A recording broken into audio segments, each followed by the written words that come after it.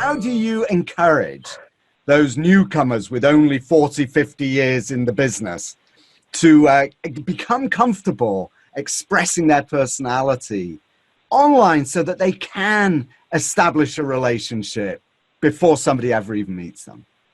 Absolutely. And it's so funny you brought that up, because you mentioned it a few minutes ago and I wanted to come back to that. And I guess it tied back into the original conversation. But a lot of times you can use that digital presence to sort of create that familiarity before you even meet somebody. I am very active on Twitter in particular. I read it way too many times a day. I'm probably addicted, but I gather information. More interestingly, not only disseminate our information, I also use it as a connection tool. And so there's a handful in particular of commercial real estate professionals that I find to be very informative that I'll engage with. And I've never met any of these individuals, and they're from all over the country. And yet I already feel like I know them. And I would bet that they would come back and tell me the same thing. And I found that very early on in my career. I would, before this role, I was doing business development for an architectural firm in a very specialized niche. And I would go to conferences, and this is kind of early in the days of Twitter, maybe 2010 when it was sort of first rolling out. And I had established myself at that time as sort of a go-to connection or news source within that sector for somebody who could kind of connect the dots and provide information. And I would walk into conferences and I'd go to get my name badge and someone would be like, "You're at Joshua A. Boren." And I'm like, and they'd give me their Twitter handle. And I'd say, "Oh my God, I mean, your avatar is not your avatar. You have a little, cartoon normally, but like we know each other and we've been talking for years now." And there's that sort of sense of connection. So for me, it's a little bit easier as somebody who's on the front line doing business development and marketing to kind of focus my time there. It is tricky. And I don't think there's less buy-in from some of those, you call them newbies, I'll call them our more senior folks.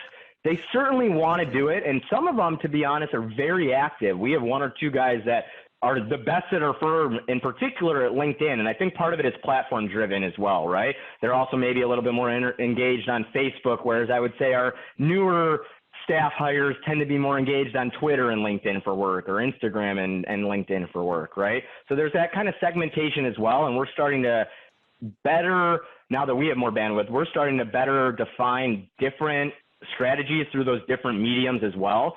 So Twitter might look different than what LinkedIn looks like. And a lot of it, what we've been discussing, is about building and exposing those personalities to folks, right? So in Twitter, where maybe we can start getting senior leadership to add one or two comments to an article or something they see, which gives insight into their, knowledge, LinkedIn might be a place where they can really open up and provide more deep, in-depth analysis around how they're thinking and, maybe some insight. And by the way, I was just in Costa Rica on a personal trip and we went to this resort and the residential was selling for X, right? Whatever that may be.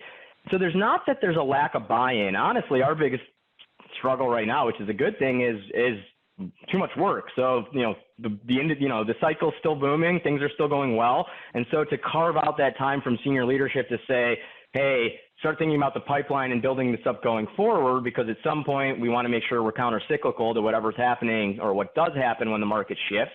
It's sort of that ebb and flow of, well, we're really busy right now also. So we're now putting those protocols in place to get ahead of things a little bit. And I think that there's an appreciation around that. But I think also as, either we bring more resources on, hire more folks, or if work slows down slightly, there's going to be a larger emphasis from our senior team and everybody on spending more time on social, encouraging more of that personality to come out. And a lot of what they do already is about doing that at conferences and events and things like that. I mentioned earlier, for us, lead generation and thought leadership are kind of the really important things. Sponsorship for us, having our name on something, doesn't really mean a lot. It's more about, to your point, that attendee list, that being able to get in front of a group and speak to them at a conference, leading a roundtable, leading a webinar.